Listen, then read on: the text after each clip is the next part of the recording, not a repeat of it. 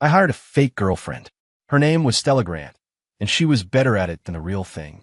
The agency said it would help my public image, build the brand, get me followers. I bought it. In this town, it's hard to tell what's real anyway. What I didn't count on was her being so good at it that I started to believe it myself. In front of the cameras, she'd lean her head on my shoulder, the warmth seeping through the fabric of my shirt. My heart would pound like a drum solo, but I'd just have to hold my smile. But then one day, she said a single, quiet sentence for the whole world to hear. And my world, with a deafening crack, shattered. "Mr. Vance, here are the details of the contract. Please take a look." Stella Grant slid the file across the table. Her fingers were long and pale, her nails bare. I glanced over the pages, a laundry list of rules and regulations. Things like we had to hold hands in public, but for no more than 10 seconds at a time. Things like she had to bring homemade snacks when visiting me on set to show how devoted she was. A smirk pulled at my lips. "Just make it look convincing. Don't blow our cover." She nodded, her eyes as still as a lake at dawn. "I understand, as long as the payment's clear." I scoffed internally. What was with the high and mighty act? She was just another person doing a job for cash. But when she looked up, her eyelashes fluttered. My throat suddenly felt tight. "The first season of the reality show starts filming next week. You should get ready," I said, standing up and deliberately avoiding her gaze. "Don't embarrass me." Her voice drifted over from behind me. "I won't, Mr. Vance." The way she said Mr. Vance made the back of my neck tingle. As I walked out, I cursed myself. "Leo, don't be an idiot." This was a transaction, all spelled out in black and white. But the curve of her cheek as she'd leaned down to sign the papers, it was just a little too gentle. I shook my head and got into the car. My agent, Marty, was already running his mouth. "This is it. The brand is locked in, devoted, low-key, romantic. The fans are going to eat this up." I just grunted, staring out the window. The city lights blurred past, just like the flicker I thought I'd seen in her eyes. "It's fake," I told myself 3 times. "It's all an act." The first day of filming was chaos. When the director yelled, "Action," Stella instinctively leaned a little closer to me. I caught the scent of her hair, faint, clean, not perfume. "Nervous?" I whispered, my hand hovering just behind the small of her back. She shook her head, her lips curving into a perfectly measured smile. "Not when you're here." She had her lines down cold, but when my fingers brushed against the fabric of her dress, I felt her flinch ever so slightly. The camera zoomed in as the host started the interview. "So how did you two meet?" I stuck to the script. A mutual friend introduced us. It was love at first sight. The words tasted like ash in my mouth. But Stella picked it up seamlessly. And he has the most amazing smile." She turned to look at me, her eyes sparkling. I froze for a second before I remembered my cue. "And you make even better coffee." Bullshit. I never had coffee she'd made. The script said she was a great cook, so I just riffed on it. But then she gave my hand a light squeeze. "Liar. You told me it was too bitter." I was speechless. Was this woman going off script? Out of the corner of my eye, I saw the director give us a thumbs up, signaling that the improv was working. I had to force a laugh. "Yeah, well, it's an acquired taste." During a break, I pulled her aside. "What was that? You're adding lines." She just blinked. "I was adding authenticity." "Aren't you satisfied, Mr. Vance?" I glared at her, but she just reached up and straightened my tie. Her fingers grazed my neck, sending a shiver down my spine. "The cameras are still rolling," she whispered, her tone all innocence. I gritted my teeth and let her finish. This whole act was starting to feel like a little too much. The show aired, and of course, it was a massive hit. We were the top 3 trending topics on Twitter. Hashtag Lo and Stella are too sweet. Hashtag The Real Life Rom-Com. Hashtag Stella Grant is girlfriend goals. Marty was practically giddy. We got it. We got it. Your A-list status is locked in." I tossed my phone onto the sofa. "It's fake. What's there to celebrate?" Marty just clucked his tongue. "You could always make it real. She seems like a nice girl." I didn't answer. All I could think about was yesterday's taping, when she fed me a piece of fruit. Her fingertips had brushed my lips. They were impossibly soft, and I'd actually eaten it. I'd even said it was sweet. What the hell was wrong with me? The doorbell rang. "I want to get it." Stella was standing there, holding a thermal container. "Visiting you on set. Clause 12 of the contract." I let her in, and she went straight to the counter to open the container. Slow-cooked beef stew. I let it simmer for 3 hours. The aroma filled the room, and my stomach rumbled betrayingly. You can actually cook. I was genuinely surprised. She handed me a bowl. It's a job. You have to be professional. The stew was incredible. I was halfway through the bowl when I looked up at her. Go easier on the salt next time. She raised an eyebrow. Then don't eat it. But her hand reached out, naturally taking the bowl and refilling it for me. As I watched her, something inside me just crumbled. Stella, did you used to treat all your clients this way? The words were out before I could stop them. She froze. The spoon clinked against the side of the bowl. Mr. Vance, this is a business arrangement. She put the bowl down, her smile as perfect and manufactured as a doll's. Personal attacks aren't part of the deal. I opened my mouth, but nothing came out. She stood up to leave, her back ramrod straight. I stared at the bowl of stew, my appetite gone. Leo, you're a real bastard. Marty told me the producers wanted to add a scene with more intimacy. Just a hug, a quick shot. Nothing crazy. I frowned. That's not in the contract. It is now. The shippers are going wild, Marty said with a wink. You two have millions of fans rooting for you. You've got to give the people what they want. I brought it up with Stella. She was reading a script and didn't even look up. Fine, as long as you increase the payment. A flare of anger shot through me. Is money all you think about? She finally looked at me, her gaze cool.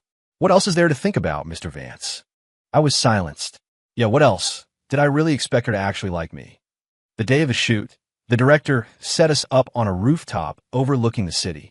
The lighting was soft, the music sentimental. According to the script, I was supposed to hug her from behind. But as I got closer, as I breathed in that scent of hers, my hand started to shake. Nervous? She whispered, a hint of a smile in her voice. I scoffed. Who's nervous? I wrapped my arms around her. Her waist was shockingly slender. She leaned back against my chest, her hair brushing against my chin. It tickled, a feeling that went straight to my heart. Leo Vance, she said suddenly, using my full name. What? Your heart is beating really fast. I stiffened. How could she say everything that came into her head? The cameras were on us. I had to play along. That's because you're in my arms. So cheesy I wanted to gag. But she just let out a low chuckle. Your acting is improving. The second the director yelled, cut, I dropped my arms. But she grabbed my sleeve. Mr. Vance, your ears are red. I touched my ear. It was burning. It's hot up here, I said, my face a stony mask. She just said, oh, and slowly walked away. I stood there for a long time, letting the cold wind blow over me. I couldn't keep this act up for much longer. Halfway through the season, there was a game segment, the kind where you get blindfolded and have to find someone. They blindfolded me and spun me around in the darkness. The director said if I could find Stella, I'd win. Easy, I thought. She always has that faint, clean scent. But I fumbled around, touching several people, and none of them were her, until someone gently took my wrist. The fingers were cool, the touch familiar. Found you, I said without thinking. I pulled off the blindfold. It was her. Her eyes were curved into crescents. How did you know it was me? I hesitated. I couldn't exactly say I'd memorized the feel of her hand. Just a guess. The host started teasing us, asking me to describe what her hand felt like. I made something up. It's slender. But Stella jumped in. He always says my hands are cold, so he's always warming them up for me. Esther the hair. When had that ever happened? The audience screamed, cooing about how sweet it was. I looked at her, and she gave me a subtle wink. After we got off stage, I cornered her. Were you improvising again? She pulled her hand away. Mr. Vance, the fans live for these little details. So, when did we ever hold hands to warm them up? We haven't yet, but we will, she said, as if it were the most obvious thing in the world. It's called foreshadowing. I had a laugh. You're really dedicated to the craft. She turned to leave, and I instinctively grabbed her hand. It really was cold, like a piece of ice. What are you doing? She turned back, glaring. I held on tighter. Warming your hand. Isn't that what you said I do? Her expression froze, and a blush crept up from her neck. I wanted to smile, so she could get flustered after all. Leo, you're getting way too into character, she said, pulling her hand free, her voice suddenly brittle. I looked at my empty palm, a hollow feeling spreading through my chest. Yeah, Maybe I really was. 6. Trouble arrived without warning. Some online trolls dug into Stella's past, revealing she wasn't some random civilian I'd swept off her feet. She was a struggling, no-name actress who took gigs like this for a living. The internet exploded. They called her a liar, a fraud, and they called me a blind fool for falling for it. Marty was pacing frantically. We have to release a statement. Distance yourself from her immediately. I stared at the screen, the hateful comments like 1,000 tiny cuts. Stella sat across from me, quietly peeling an apple. "You're not worried?" I asked. She finished peeling the apple and cut it into slices. "Would it help if I was? Are you really an actress?" She speared a slice with a fork and offered it to me. Couldn't make it, so I switched careers. I didn't take it. Why did you hide it? The contract didn't require a full resume, she said, putting the fork down. Are you terminating our agreement, Mr. Vance? I looked at her calm face and suddenly felt furious. Is the contract the only thing you care about? What else? She met my gaze, her dark eyes pinning me. Should I be concerned about how this affects you? She had me there. And yes, it was affecting me. Fans were leaving in droves. Sponsors were calling, demanding answers. But looking at her, what angered me more was that she didn't seem to care at all. I'll handle it, I said, grabbing my phone to call my PR team. But she placed her hand over mine. Don't bother. I'll fix this myself. How are you going to fix it? I'll release a statement, admit everything, and quit the show. Her tone was as casual as if she were talking about the weather. I shot to my feet. No. She looked stunned. Why not? I couldn't explain why. I just didn't want her to disappear like that. The contract isn't over yet, I said, using the lamest excuse I could think of. She smiled, but it was laced with mockery. Mr. Vance, the show's over. The word stung. Stella, what am I to you? My client, she answered instantly. The one who pays me. I stared at her, searching for any crack in her composure. There was nothing, not a single fissure. I stormed out, slamming the door behind me. 7. I didn't let her quit. I called in every favor I had, buried the story, and got the trending topic scrubbed. I released a statement saying I'd known about her past from the beginning and didn't care. The fans called me a lovesick fool, which, surprisingly, won some of them back. Marty said I was insane. I thought so, too. Stella kept visiting the set every day, bringing different food each time. It was as if nothing had happened. Until one night, I was filming a late scene, and she was waiting for me. I kept messing up my lines, my focus completely shot. When the director finally called a break, I saw her asleep in a chair off to the side. The set lights cast a soft glow on her face, her eyelashes making long shadows on her cheeks. She looked so peaceful. I took off my jacket and draped it over her. She didn't stir. My assistant whispered, Ms. Grant's been waiting for hours. A warmth spread through my chest, a feeling I couldn't name. She woke up just as I finished my last take. All done, she mumbled, rubbing her eyes. Yeah, let's go. I drove her home. The car was silent. When we pulled up to her apartment building, she unbuckled her seatbelt. Lau. Thank you. I paused. For what? The trending topics. The whole mess, she said, looking down. You didn't have to do that. I snorted. Can't have you running out on the job. Who would I do my scenes with? She looked up at me, and in the darkness, her eyes seemed to shine. Is it just a scene to you? My heart skipped a beat. What else would it be? She gave a small, sad smile, then got out of the car. I watched her walk away, then impulsively rolled down the window. Stella. She turned. Don't be late for filming tomorrow. I wanted to kick myself. What kind of stupid thing was that to say? She just waved and disappeared into the building. I sat in the car for a long time, not leaving until a light came on in one of the windows above. Leo Vance, you're completely screwed. 8. The producers set up a truth or dare segment. No script. Pure improv. I felt a knot of panic in my stomach, but Stella looked as calm as ever. The host started with me. Leo, what's one thing you love about Stella? I gave my prepared answer. She's kind, thoughtful, and she takes great care of me. Standard. Safe. Then it was Stella's turn. Same question. She looked right at me, her eyes crinkling at the corners. He's handsome, and he's rich. The audience roared with laughter. They loved the honesty. I couldn't even crack a smile. This woman, she never let me forget that this was a transaction. The next question was a landmine. Have you two thought about marriage? I froze.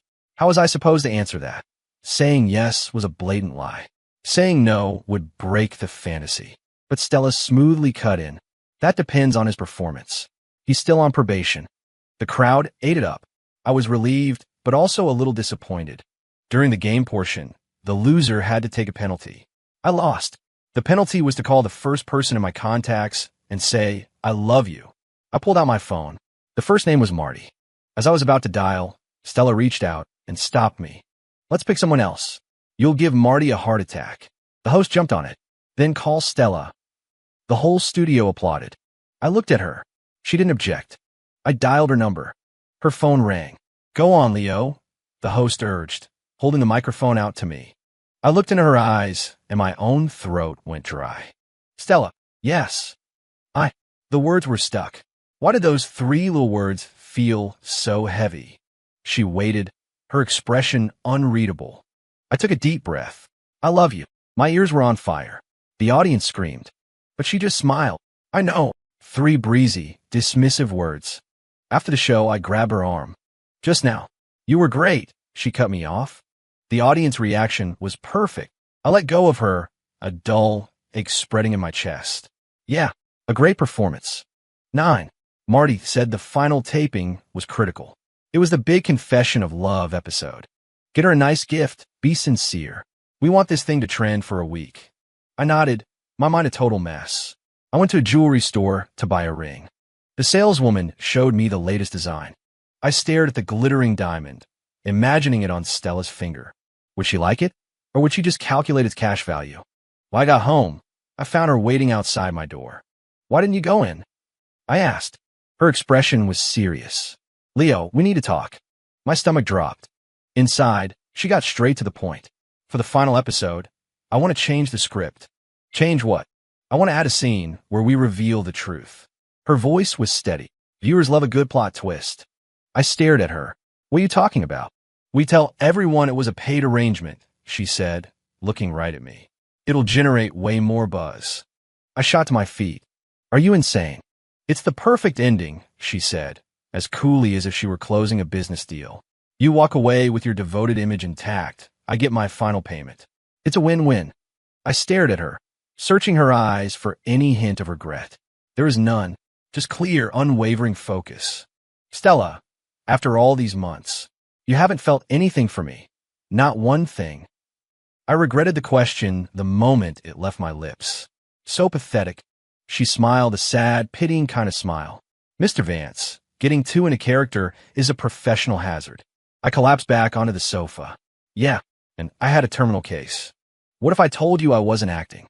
I looked up at her, putting it all on the line. She faltered for a second, then shook her head. "Don't be ridiculous. I'm serious." I took her hand, not letting her pull away this time. "Stella, I'm falling for you." Saying it out loud was terrifying and liberating. She looked at me, her expression a swirl of emotions I couldn't decipher. "Leo, don't do this."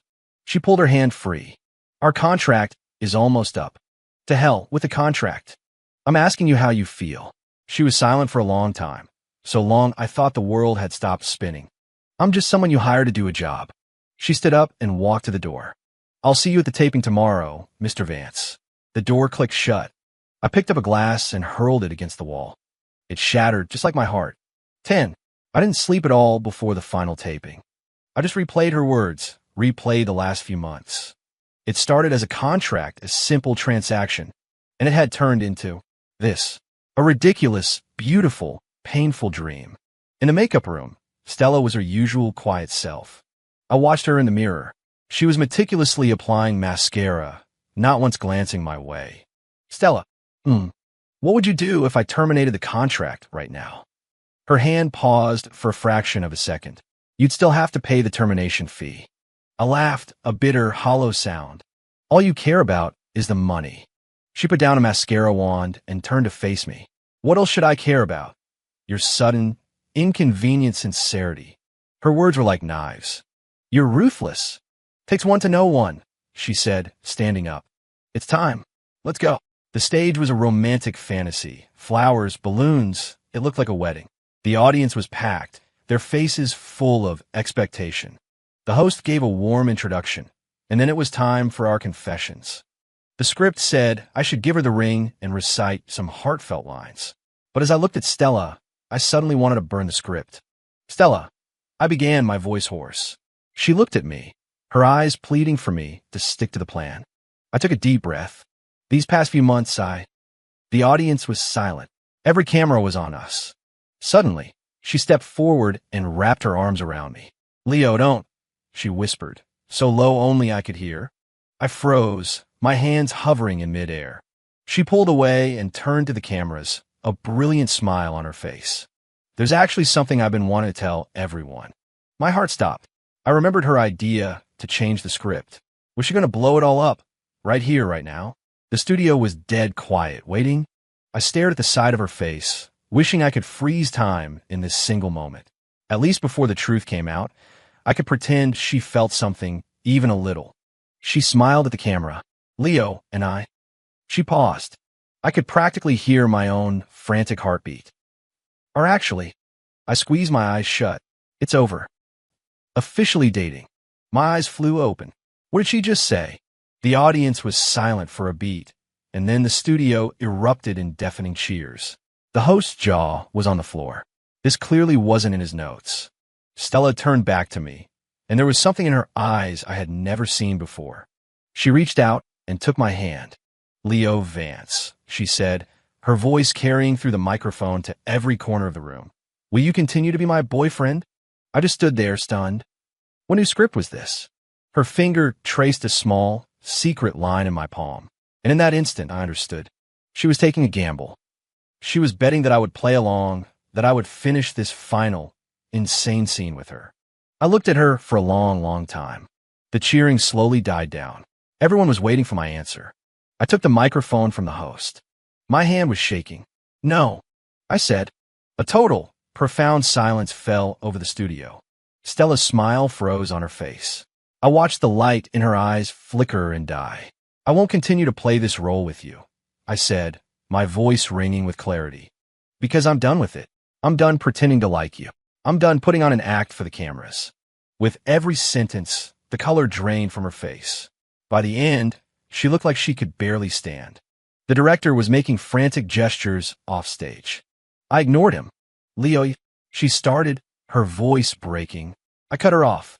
But I took a deep, shaky breath. If it were real, if this were about actually being with you, then yes. I dropped the mic, grabbed her hand, and walked off the stage. The place exploded into chaos behind us. Security guards tried to stop us, but I just pushed past them. I didn't stop until I had pulled her into an empty dressing room and shut the door. She leaned against it, her chest heaving. Are you insane? She asked. Yes, I nodded. You drove me insane. She laughed, but a tear rolled down her cheek. Leo Vance, you are such a bastard. Takes one to know one. I reached out and wiped the tear away. Were you scared? She glared at me. What do you think? Good, I said, gently pinching her cheek. That's what you get for scaring me first. She was quiet for a moment. Why? She asked. Why what? Why me? She said, looking up, her eyes still red. You could have just kept up the act. It would have been better for your career. I looked at her. This woman who made me feel more than I ever thought I could. Because, I said, leaning in so close I could see the tiny teardrops clinging to her eyelashes. I can't tell the difference anymore. I can't tell what's fake and what's real. So I decided I'd rather it all be real. She didn't speak. She just stared at me. After a long time, she let out a soft sigh. Leo, you're going to regret this. Maybe, I admitted, but I'd regret not doing it even more. We could hear shouting outside the door. Marty was yelling my name. Reporters were banging on the door. Neither of us moved. Stella Grant, I said, using her full name. Yes. The contract is over. I know. Want to renew? I asked. This time, no payment. She stared at me. Then a slow smile spread across her face. Then what's the price? You, I said. The real you. She reached up, wrapping her arms around my neck. Her warm breath ghosted against my ear. Deal, she said. Later. Later, of course, was a complete mess. Marty threatened to quit. The studio threatened to blacklist me. My fans split into two camps. The ones who sent blessings and the ones who sent hate mail. I ignored it all. Stella moved into my place. The first morning, I woke up and saw her in the kitchen. She was wearing my t-shirt and nothing else, making fried eggs. I leaned against the doorframe, just watching her. She turned and scowled. "What are you looking at?" "You," I said, "making sure you don't run away." She rolled her eyes. "Can't. The penalty for breaking this contract is too high." I walked over and wrapped my arms around her from behind. She tensed for a moment, then relaxed into my embrace. "Lau, do you really like me?" she asked, her voice barely a whisper. The eggs sizzled in the pan. I leaned down and kissed the top of her head. "What do you think?" "I need to hear you say it," she said stubbornly. I was quiet for a moment. "It was fake at first," I said. "And then somewhere along the way, it became real. Maybe it was when I held you on the rooftop. Maybe it was when you fed me that piece of fruit. Maybe it was even earlier." She didn't say anything. She just slid the fried eggs onto a plate. "They're burnt," she said. "I don't care," I said. I turned her around to face me. "Stella, yes, I love you." This time there was no act. No cameras. No audience. Just the two of us. And the way her eyes started to glisten. "I know," she said. Then she shoved a piece of egg into my mouth. It was way too salty, but I ate every last bite. 3 months later, the storm was finally starting to pass. I paid a hefty fee to terminate my contract with the studio. Marty ended up staying. Said he couldn't stand to watch me self-destruct on my own. Stella landed a role in a small indie web series. The second female lead. She said she liked it that way. No need to pretend to be someone else. That night, we were on the couch watching TV. Her show came on. I watched her on the screen and felt a strange sense of disconnect. "What's wrong?" she asked me. "Nothing," I said. "I just think the real you is much more beautiful." She smiled, leaning her head on my shoulder. "Lau, if you could do it all over again, would you still have hired me?" I thought about it. "No." She sat up straight, glaring at me. "I would have just asked you out," I said. She settled back against me, her voice muffled. "Good answer." On the TV, her character was saying a line to the male lead. "It's all an act. Don't take it seriously." I turned off the TV. "Hey, why'd you do that?" she asked. "I don't like hearing you say things like that," I said, even if it was to someone else. She looked at me, then leaned in and kissed me. A light, soft kiss. "How about now?" she asked. "That felt real," I said. "Are you sure? Positive?" She smiled, her eyes curving into crescents. Exactly like the first time she'd done it for the cameras. But this time I knew. It was real. All of it. 1 year later, we got married. A small ceremony, just a few friends. Marty was my best man and cried harder than anyone. Stella wore a simple white dress, no makeup. She said she wanted it to be real. When we exchanged rings, my hands were shaking uncontrollably. She whispered, "Nervous, Mr. Vance?" I shot her a look. "Who's nervous?" "Then why are your hands shaking?" "It's cold." She smiled and took my hand in hers. A warmth spread from her palm into mine. It was nothing like the first time we held hands for the camera. This time, I wasn't counting the seconds. The officiant asked, "Leo, do you take this woman?" I looked into her eyes. "I do." No hesitation. Then the officiant asked Stella. She looked at me for a long, long time. So long that Marty started to cough pointedly. "I do," she said. Her voice was quiet, but firm. I let out a breath I didn't realize I'd been holding. After the ceremony, we took pictures in the backyard. The sun was setting, casting a golden light on her hair. I reached out and tucked a stray strand behind her ear. She looked up at me. "Leo, thank you," she said. "For what?" "For not giving up on me that day on the stage." I shook my head. "I should be thanking you," I said. "Thank you for showing me that real is so much better than fake." She smiled and rested her head on my shoulder, just like she did the first time for the cameras. But this time, there was no director to yell cut. No script, no 10-second limit, just us, and a real life that no longer needed a performance. After the photos, we sat on a bench. Her hands were still cold. I took them in mine and tucked them into my coat pocket. "Leo, did I ever tell you," she said, turning to look at me, her eyes shining, "that the first time I met you, I knew you were different?" I raised an eyebrow. "Different how?" "Unbelievably handsome," she said. I grinned. "Was it love at first sight?" "Nope." She shook her head. "Back then, I just thought you were an arrogant jerk." So when did it start? I asked. She thought for a moment. Maybe that time on the rooftop. When you hugged me, your heart was pounding. And I thought to myself, wow, this guy is a really good actor. I squeezed her hand. That wasn't acting, I said. That was real. She froze. Really? Really? I said. More real than anything. She smiled, burying her face in my shoulder. After a moment, I felt a dampness spread through my shirt. Are you crying? I asked. No, she mumbled. I gently lifted her face. She was definitely crying. What are you crying for? I asked. I'm happy, she said. I wiped away her tears. Don't cry, I said. You'll ruin your makeup. I'm not wearing any, she replied. Well, don't cry anyway, I said. It makes my heart ache. She looked at me, then broke into a smile. Leo Vance, you've gotten really good with the sweet talk. I've been practicing, I said. With who? With you, I said. Every night, in front of the mirror. She burst out laughing, tears still clinging to her eyelashes. The sunset stretched our shadows long across the grass. They overlapped until you couldn't tell one from the other. Just like our story, it started out as a lie and continued as the truth. Maybe that was the best ending of all. When we got home that night, she was so tired she collapsed onto the couch. I went to the kitchen to make some pasta. She followed me in and wrapped her arms around my waist from behind. Leo, are we always going to be like this? She asked, her voice thick with sleep. I stirred the pasta in the pot. No, I said. Her body went rigid against my back. We're going to fight, I said. We're going to have misunderstandings. There will be days when we can't stand each other. But I turned off the stove and turned to face her. I will always love you. Really, really. She looked at me for a long time. Then she leaned in and kissed the corner of my mouth. Okay, she said. I'll trust you on that. The pasta was overcooked, but we ate every last bite. Just like those burnt eggs that first morning. They tasted terrible, but we finished all of it. Nothing was left.